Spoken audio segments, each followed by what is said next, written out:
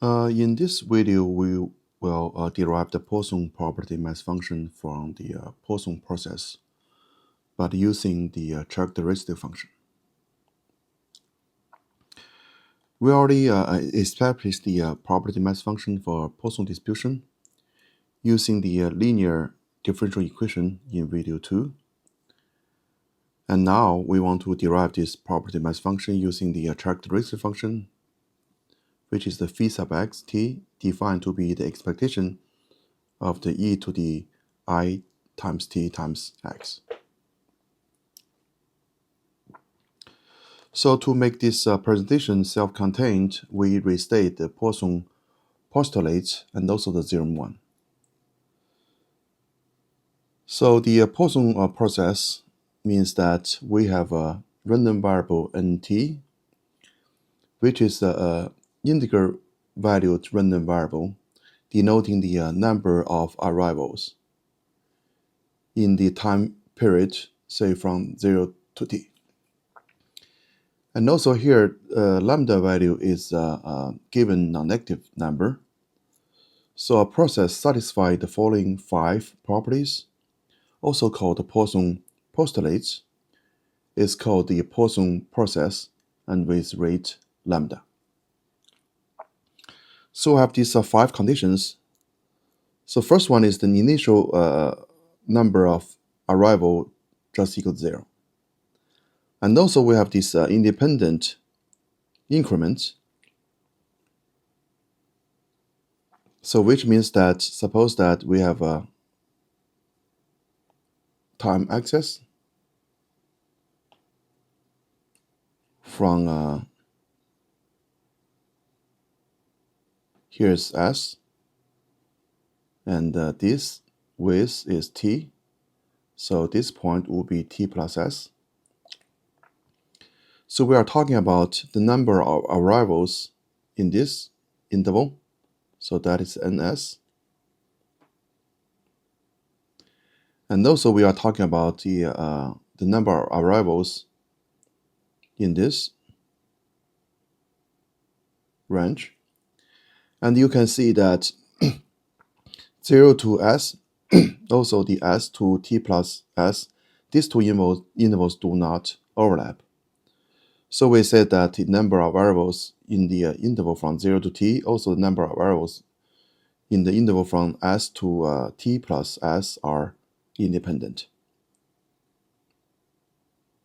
So these two are independent. Also, we have this stationary increment.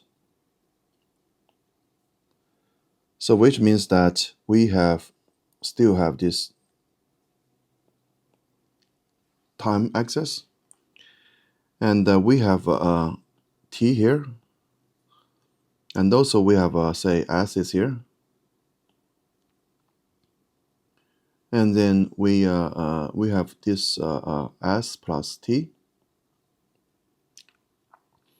All right, so you can see the interval width of this interval is t. Also, the interval width of this interval is also t. So since these two intervals have the same length, and then the number of arrivals are in this interval, also in this interval, will have the same distribution. So that's so-called the stationary increment. The next property just focus on the small interval.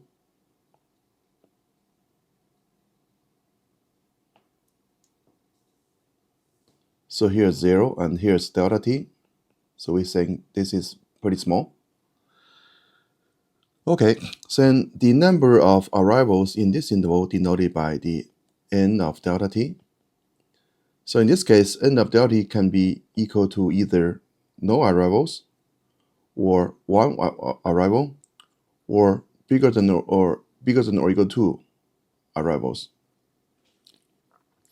So the chance that n delta t is equal to 0 for this one is like 1 minus delta times delta t and then plus little o delta t.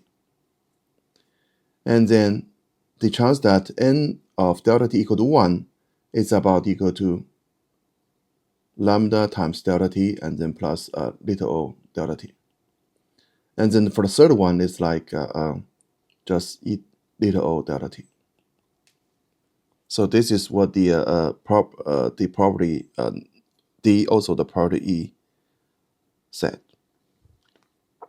So under these 5 conditions, we will derive the property mass function of NT. So that is stated in theorem 1. So roughly speaking, the NT will follow the normal follow the Poisson distribution, and with the mean value is equal to lambda times t. So now we want to use the characteristic function of a random variable to prove the theorem. So for a large n, we partition the interval from 0 to t with like this. And these intervals will have the equal width.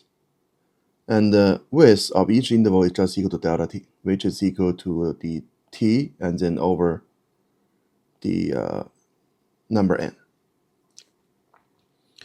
Okay, so since the initial value is equal to 0, and then nt is just equal to n at j times delta t, and then minus n at j minus 1 times delta t, and then we just add them together. And then we defined each of these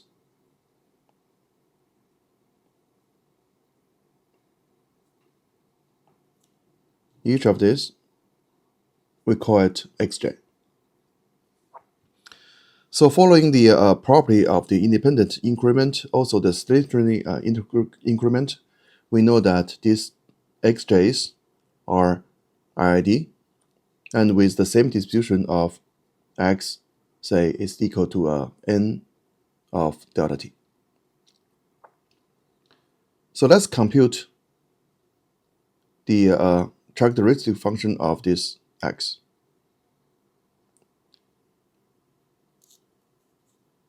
So by definition, the characteristic function is equal to expectation of e to the I times y times x, so which is equal to the value here and then times the property mass function. And you should notice that the function ei y times x is equal to cosine y times x and then plus I times sine of y times x. And here I is equal to square root of -1. So you know that the absolute value of this is just equal to 1. Okay, so let's go back to this characteristic function. So this summation is equal to this value when x equal to 0 times the property, which is give us this term.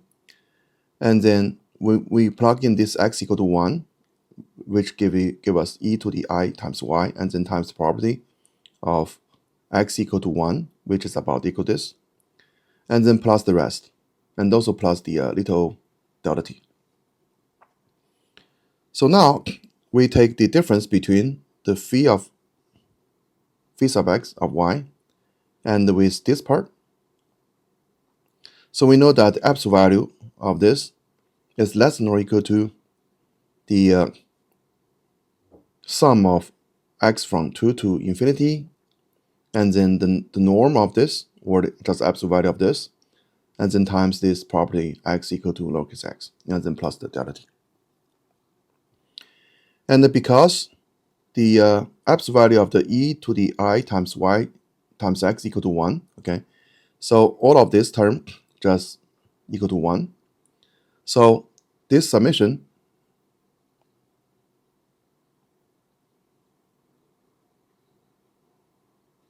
okay, sorry.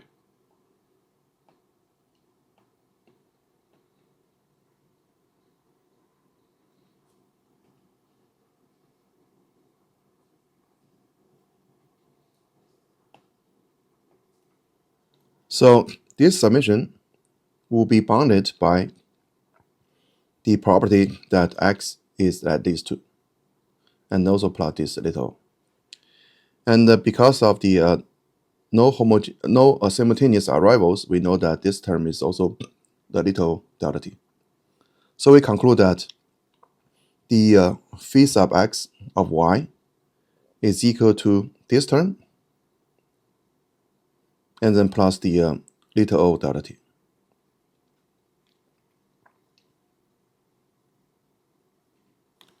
Because the xj's are IID, and then the characteristic function of nt is equal to the product of this phi sub xj and then of y. And because they are IID, so this is equal to the phi sub x y and then to the power n. So we have this expression now. So we take the limit for delta t equal to 0. So we know that the phi sub nty is equal to the limit of this term. And when delta t approaches to 0, and we plug in this delta t as t over n, so we have this expression.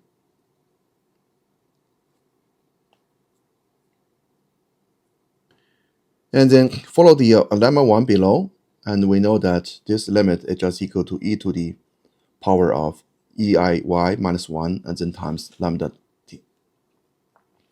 On the other hand, the characteristic function of a Poisson random variable with the mean value equal to lambda t is, by definition, is equal to c sub z equal to the expected value of eiy and we already derived that before. We know that this is equal to e to the lambda t times e to the iy minus 1. So now, if you compare this and with this, and they are identical. So which means that the nt also, the z, will have the same characteristic function, which implies that the nt also the z will have the same distribution. So that's established our theorem.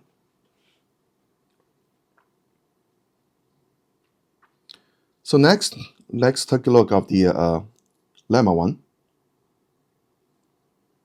So lemma 1 says that the limit that 1 plus a over n and then plus the little o 1 over n and then to the power n is equal to e to the a. And we have a well-known fact in calculus which says that 1 plus a over n to the power of n. So if you take this limit, when limit n go to infinity, and then this will convert to e to the a. So the lemma 1 actually is an extension of this fact. Also, now the number a belongs to the complex plane. So we just introduce this xn is equal to a over n and then plus the little o 1 over n. So we know that 1 plus xn to the power n is equal to the e to the n times log of 1 plus xn. So now we use the Taylor expansion of log of 1 plus z around z equals 0. So we know that log of 1 plus z is equal to z minus z squared over 2 and then plus z cubed over 3 and da da da.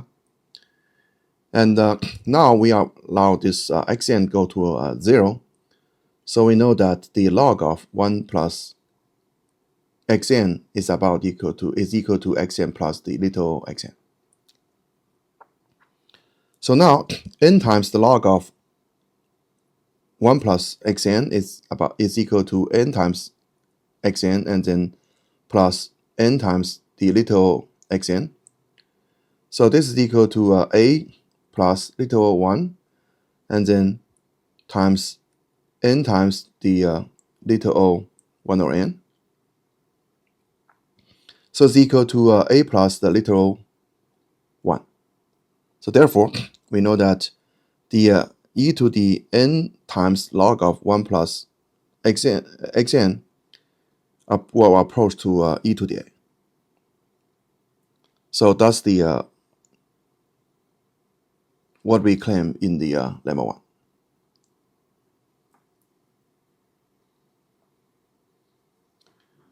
So in this video, we have derived the property mass function of Poisson